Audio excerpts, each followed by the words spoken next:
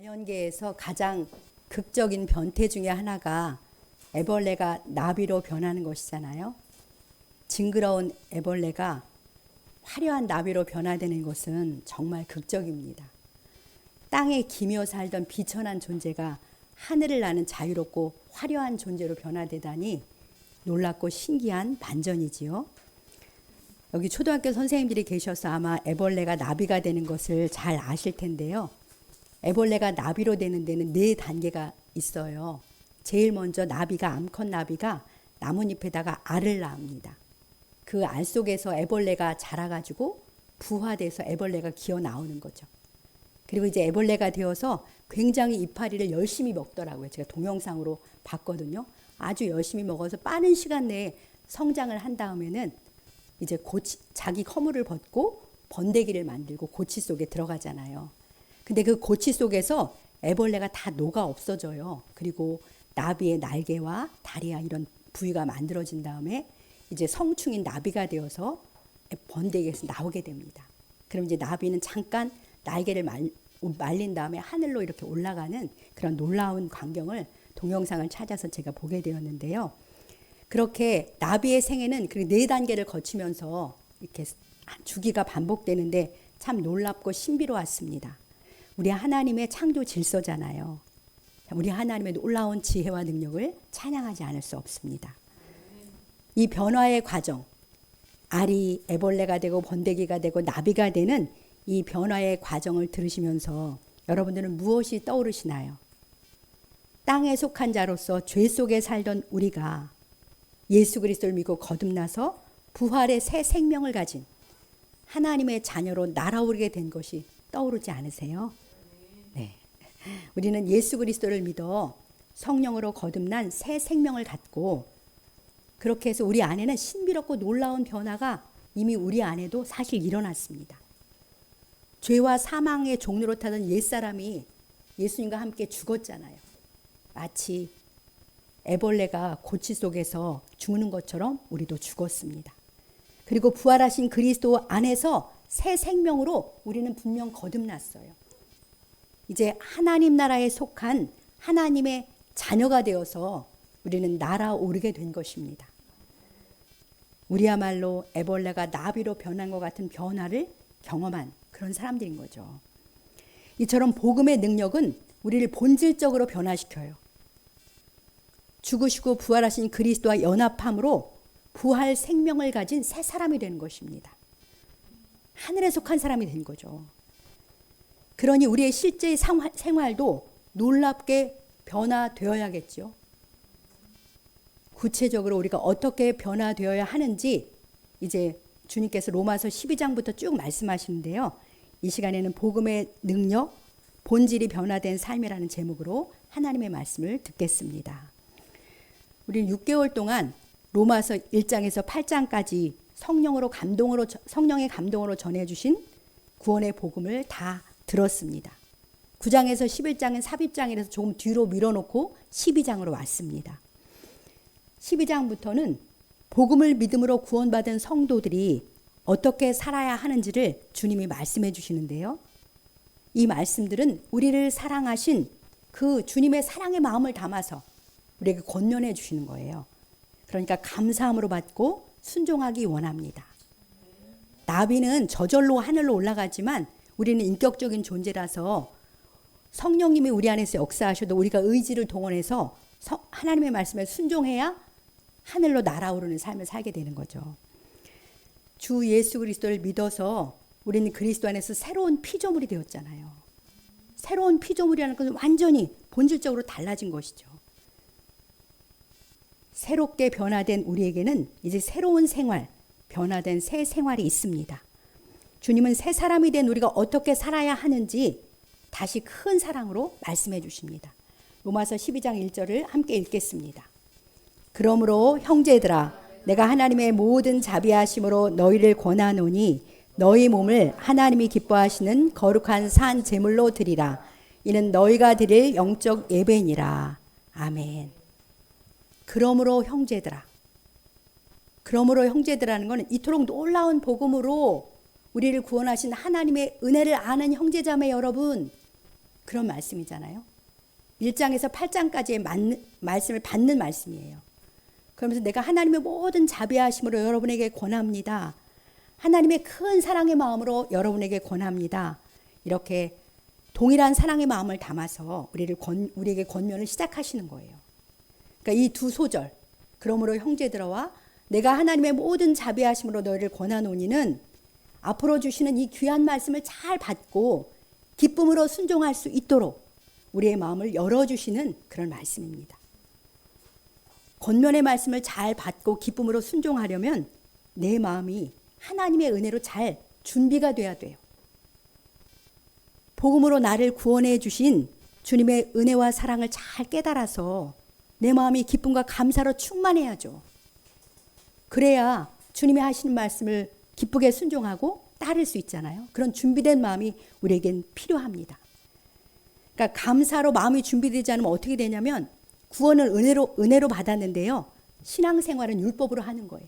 억지로, 의무로 하는 거죠. 그건 비극이잖아요. 그러니까 우리는 순종의 준비를 위해서 그러므로와 하나님의 모든 자비하심으로를 먼저 생각해 보아야 합니다. 마음이 준비돼야 하는 거죠.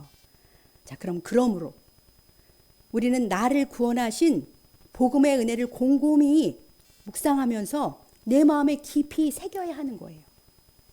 얼마나 놀랍고 큰 사랑이 나에게 임했는지, 예수 그리스도 안에서 내가 받은 은혜가 대체 어떤 것인지, 그 엄청난 은혜와 진리를 마음 깊이 새겨야 합니다.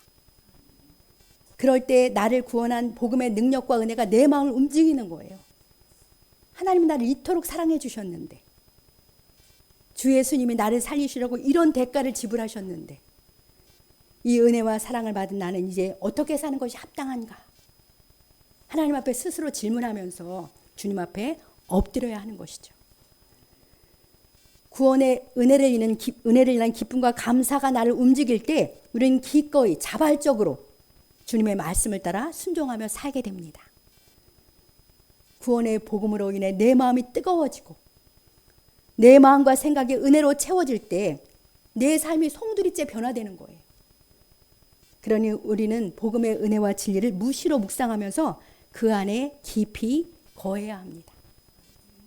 사랑하는 성도 여러분, 저와 여러분이 본래 어떤 존재였는지 기억하십니까?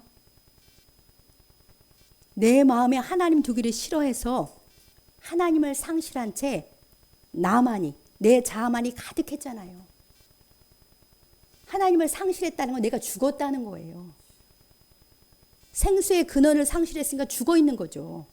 죽은 상태에서 정말 아무것도 아닌데 내가 주인이 되어서 내 중심적으로 온갖 죄를 짓고 살던 죄인이었어요. 여러분들은 사람의 눈으로 나를 보면 난 그렇게 큰 죄를 안 지었다고 생각할지 모르지만 거룩하신 하나님 앞에는 매 순간 주님이 없으면 다 죄예요. 모든 불의, 추악, 탐욕, 악의가 가득한 자로서 하나님 보시기에 합당하지 못한 일을 하면서 살았잖아요. 이런 우리에게는 공의로우신 하나님의 진노의 심판만이 기다리고 있었습니다. 도무지 평강의 길을 알지 못해요.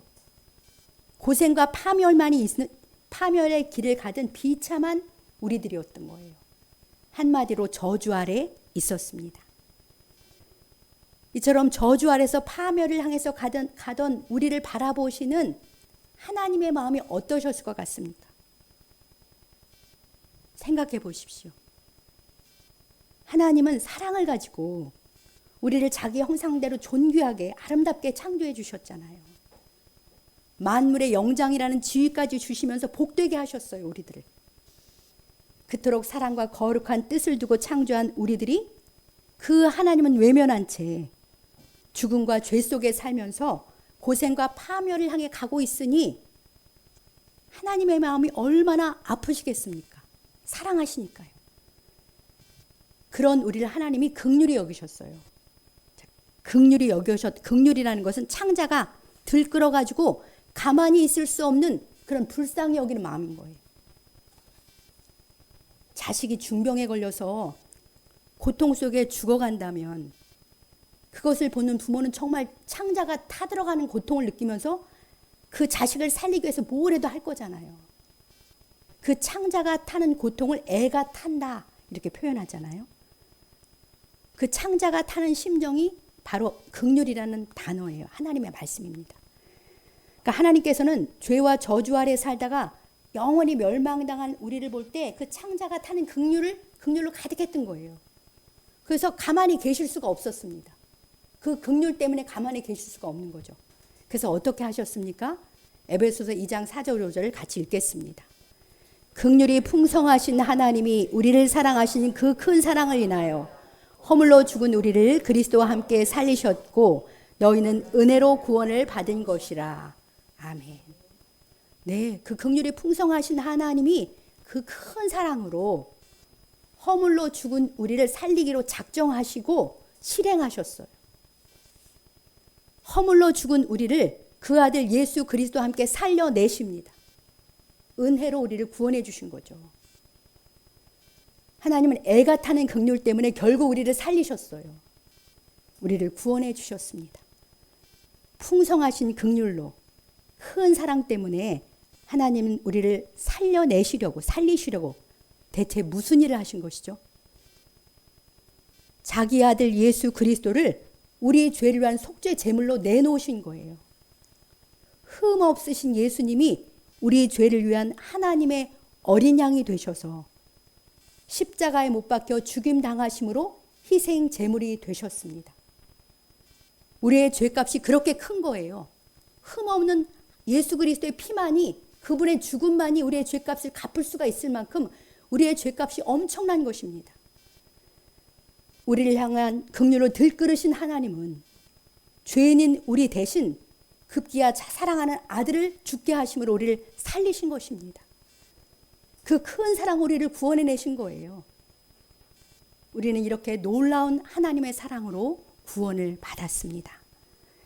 이제 우리는 예수 그리스도 안에서 아버지 하나님의 측량할 길 없는 사랑을 항상 받으면서 성령님과 함께 영원토록 살게 되었습니다. 할렐루야. 이처럼 하나님의 풍성하신 긍휼과 큰 사랑으로 구원받은 우리들입니다. 이보다 더 크고 이보다 더 높고 이보다 더 깊은 사랑은 없어요. 그 어느 것도 끊을 수 없는 우리 하나님의 절대적인 사랑을 받고 있는 우리들이죠. 그러니까 나를 구원한 능력의 복음, 나를 살리신 주님의 은혜를 이 말씀 안에서 자주 묵상하시기 바랍니다. 나를 향한 말할 수 없는 주님의 사랑에 매일 감사 기도를 드리시기 바랍니다. 주 안에서 변화된 나의 신분과 영적 지위를 감사하고 기뻐하면서 이제는 즐거이 순종하며 살기로 다짐하고 결단하시길 우리 주님의 이름으로 간절히 축복합니다. 이제 두 번째로 하나님의 모든 자비하심으로 권하신다고 하셨잖아요. 하나님의 모든 자비하심은 지금까지 우리가 전한 그 나를 살리시려고 아들의 생명까지도 내놓으신 그 사랑으로, 큰 사랑으로 우리에게 다시 말씀하신다는 거예요. 이렇게 말씀하시는 거죠. 내가 진실로 사랑하는 내 아들과 내 딸들아, 이제부터 너희가 어떻게 사는 것이 복된 것인지, 어떻게 사는 것이 아름다운 것인지 내가 다시 들려줄게. 나는 너희를 살리려고 내 아들도 아끼지 않은 너희 아버지잖아. 내 모든 사랑을 담아 너에게 주는 이 권면의 말씀을 잘 듣고 순종하기 바란다. 너에게 참된 행복을 주는 삶의 원리란다. 이렇게 권면을 시작하고 계시는 주님이십니다. 이토록 우리를 사랑해 준 아버지 말씀이시니까 마땅히 기쁨으로 받고 감사함으로 따라야겠죠. 진정 우리의 행복을 위해서 주시는 말씀인 줄 믿습니다. 이제 신명기 10장 13절 말씀을 같이 읽어보겠습니다. 내가 오늘 내 행복을 위하여 내게 명하는 여호와의 명령과 규례를 지킬 것이 아니냐. 아멘. 네, 이제 들려주시는 모든 말씀은 하나님이 내 행복을 위해서 들려주시는 주님의 명령과 규례인 것이죠. 요즘 사람들은 진정성이라는 말을 참 좋아하더라고요. 근데 이보다 더 진정성 있는 말씀이 없어요. 저와 여러분이 진정 행복을 누리길 원하셔서 그렇게 해서 우리에게 주시는 말씀이니까 우리 감사함으로 받고 전심으로 순종하시길 우리 주님의 이름으로 축복합니다. 자, 이렇게 복음의 사랑 안에서 모든 사랑을 담아서 우리에게 들려주신 주님의 권면의 말씀을 1절 후반절 보겠습니다. 이렇게 말씀하시죠. 너희 몸을 하나님이 기뻐하시는 거룩한 산 제물로 드리라. 이는 너희가 드릴 영적 예배니라. 굉장히 표준이 높아요. 내 몸을 하나님이 기뻐하시는 거룩한 산 제물로 드리며 살고, 이것이 우리가 하나님께 드리는 합당한 예배라는 거예요. 지난주에 우리는 공예배로 모여서 하나님을 높이는 예배자가 되는 것을 들었는데요. 우리는 일상생활 속에서도 예배자로 살아야 해요. 그것은 내 몸을 하나님이 기뻐하시는 거룩한 산 제물로 드리는 삶인 것입니다. 구원받은 우리들은 하나님이 왕이라는 걸 깨닫고 이제 그분을 예배하며 살게 되었는데요. 우리의 예배는 교회 공동체와 함께 드리는 공예배와 그 예배에서 주시는 말씀대로 일상에서 순종하며 살아가는 삶의 예배, 이 두 가지가 같이 가는 그런 예배자로 살아야 돼요. 그것이 동떨어지면 안 되는 거죠. 근데 공예배가 먼저 중심이 되어야 하는데요. 그 이유는 공예배로 우리가 모이는 것은 나의 정체성, 내가 하나님의 백성입니다 라는 정체성을 분명히 하는 것이기 때문에 공예배가 우선순위를 두고 함께 모이는 거죠. 그 공예배에서 우리 하나님이 말씀을 주시잖아요. 비록 사람이 전하는 것 같지만 하나님이 말씀을 전하시는 거예요. 그 말씀을 믿음과 감사로 받고 그 말씀 붙잡고 한 주간 세상을 살고 그 말씀대로 순종하면서 일상을 사는 삶의 예배를 드려야 하는 것이죠. 그러니까 공예배와 삶의 예배가 항상 개인적인 예배 같이 가야 해요. 여러분들 가인과 아벨을 기억하시잖아요. 왜 가인의 제사를 안 받으셨냐면 제물이 잘못돼서가 아니라 가인의 삶이 잘못돼서 그 제사를 안 받은 거예요. 아벨은 평소의 삶이 하나님의 삶의 예배자가 되기 때문에 그 예배도 받으신 것입니다. 이렇게 우리가 주일에 하나님의 말씀을 듣잖아요. 공예배로. 그런데 실제 그냥 순종하고 살지 않고 다 잊어버리고 산다. 그러면 나도 모르는 사이에 이 공예배가 그저 습관적인 영적 활동으로 변질되는 거예요. 이스라엘 민족이 제사 안 드려서 하나님한테 혼난 게 아니고요. 제사는 드려요. 맨날. 그런데 세상에 나가서 계속 세상하고 짝하며 우상 숭배하고 살기 때문에 하나님이 오지 말라. 내 이 전에 오지 말라고까지 말씀하세요. 그러니까 공예배에서 우린 주시는 말씀을 하나님의 말씀으로 받고 경외함과 기쁨으로 순종하며 살아야 이 예배가 변질되지 않고 살아있는 예배가 되는 것입니다. 우리 성도들은 공예배에서 받는 하나님의 말씀을 일상에서 살아냄으로써 주님께 합당한 삶의 예배를 드리며 살아가시길 축복합니다. 자, 너희 몸을 하나님이 기뻐하시는 거룩한 산제물로 드린다는 게 어떤 건가요? 우리는 복음을 마음으로 믿어요. 마음으로 믿고 구원을 받았습니다. 그런데 복음으로 살아가는 것은 내 몸으로 살아가는 거예요. 내 마음에 오신 주님께 순종하는 것은 내 몸의 행실로 나타나야 합니다. 그러니까 내 몸이 살아있지만 매 순간 나를 죽이는 거예요. 죽여서 하나님께 바쳐주는 제물이 되는 생활을 하라는 거죠. 내 심령으로 깨닫고 감동하고 아멘한 주님의 말씀을 내 몸을 들여서 행하며 사는 것. 그것이 거룩한 산 제물로 나를 하나님께 드리는 것입니다. 내 몸으로 말씀을 살아내면서 생활하는 것이 거듭난 하나님의 자녀의 복된 삶인 줄 믿습니다. 그러려면 나를 부인해야 해요. 바울이 말한 것처럼 나를 날마다 죽음에 넘겨야 합니다. 나를 내가 주장하고는 산제물이 될 수가 없죠. 하나님이 기쁘시게 할 수가 없어요. 내 마음대로, 내 욕심대로, 나 편한 대로 살고 싶어 하는 그 나를 거스려야 해요. 그래서 겸손히 성령께 말씀께 귀를 기울이면서 힘써서 순종해야 하는 것이죠. 이것이 날아오르는 삶이에요. 거듭나고 아름다운 그러한 삶인 것입니다. 옛 자아에 묶여서 땅에 속한 자로 살던 우리가 성령과 진리로 자유롭게 되어 하늘에 속한 자로 그렇게 날아오르는 삶이 거룩한 산 제물로 나를 드리는 일상인 것이죠. 구체적인 것은 로마서 12장 3절부터 16장까지 해서 계속 말씀해 주세요. 그러니까 앞으로 들을 텐데요. 한마디로 정리하자면 내가 있는 곳 어디서나, 가정에서나 교회에서나 직장에서나 사회에서나 내 몸을 들여서 함께하는 사람들을 그리스도의 사랑으로 섬기며 사는 거예요. 핵심은 그런 것입니다. 이렇게 나를 부인하고 내 몸을 하나님이 기뻐하시는 거룩한 산제물로 드리며 순종하는 생활이 나를 가장 행복하게 해주는 삶이다 라고 주님이 말씀하시는 거예요. 그러니까 일상생활에서 하나님을 예배하는 삶과 사람을 섬기는 삶과 내가 행복하는 삶, 이게 다 하나인 거예요. 따로따로가 아니에요. 예배 따로, 사람 사랑하는 것 따로, 내가 행복한 것 따로가 아니라는 거예요. 다 하나입니다. 매일 내 삶의 현장에서 내 몸으로 주님께 순종하며 살아서 주님이 기뻐하시는 거룩한 산 제물로 드려지는 삶의 예배자로 살아가시길, 그리하여 참된 행복을 누리시길 우리 주님의 이름으로 간절히 축복합니다. 그런데 내 몸을 하나님이 기뻐하시는 거룩한 산 제물로 드리며 살려면 내 마음이 달라져야 되잖아요. 내 마음이 새롭게 변화돼야 합니다. 마음이 변해야 몸의 행실도 변하니까요. 본문 2절 말씀을 함께 읽겠습니다. 너희는 이 세대를 본받지 말고 오직 마음을 새롭게 함으로 변화를 받아 하나님의 선하시고 기뻐하시고 온전하신 뜻이 무엇인지 분별하도록 하라. 네, 그렇습니다. 행복의 두 번째 원인은 이 세대를 본받지 말고 오직 마음을 새롭게 함으로 변화를 받아야 해요. 그래서 하나님의 선하시고 기뻐하시고 온전하신 뜻을 분별하며 살아야 합니다. 이 세대를 본받지 말라는 것은 세상 가치관을 본받지 말라는 거잖아요. 그런데 우리는 이미 세상 가치관으로 많이 물들어 있어요. 그러니까 가만 놔두면 저절로 세상 가치관을 따라 살 수밖에 없죠. 그런데 새 사람이 됐잖아요. 하나님 나라의 시민이 되었으니 하나님 나라의 가치관으로 내 마음이 새롭게 변화를 받아야 합니다. 하나님 나라의 가치관이 하나님의 말씀 중심의 가치관이잖아요. 그러니까 우리 마음을 새롭게 함으로 변화를 받으려면 하나님의 말씀으로 가득 나를 채워야죠. 하나님의 말씀에 귀를 기울이고 그것으로 가득 채워야 합니다.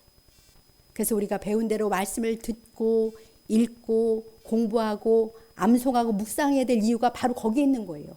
마음을 새롭게 함으로 변화를 받아서 하나님의 뜻을 분별하려고요. 그래야 우리가 우리 몸을 거룩한 산제물로 드리며 살 수 있잖아요.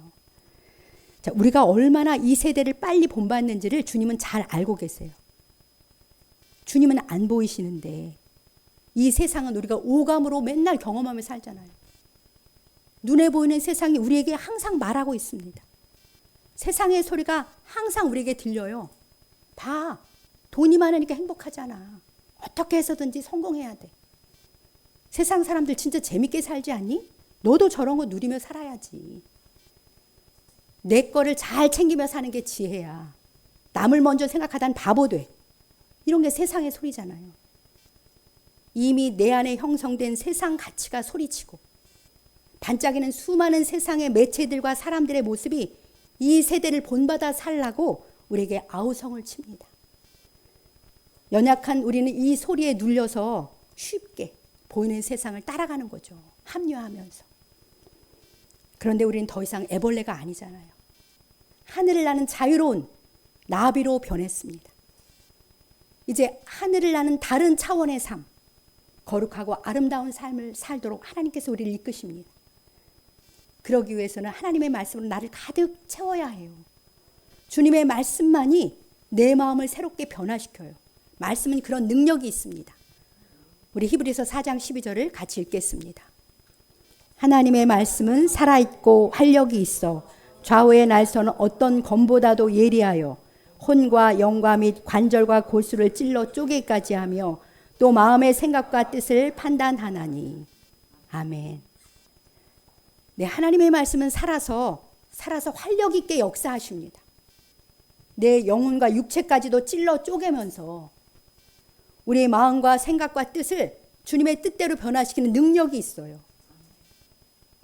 우리는 이제 하나님 나라의 시민으로서 마땅히 이 말씀으로 우리의 영혼력이 변화되어서 하나님의 뜻을 분별하고 그 가치관을 따라서 살아야겠습니다.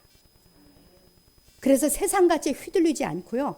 도리어 당당하게 확신을 가지고 하나님의 뜻대로 따라야 하는 거죠. 세상 가치가 그렇게 말하지 말씀이 뭐라고 말씀했습니까? 돈이 행복을 준다고?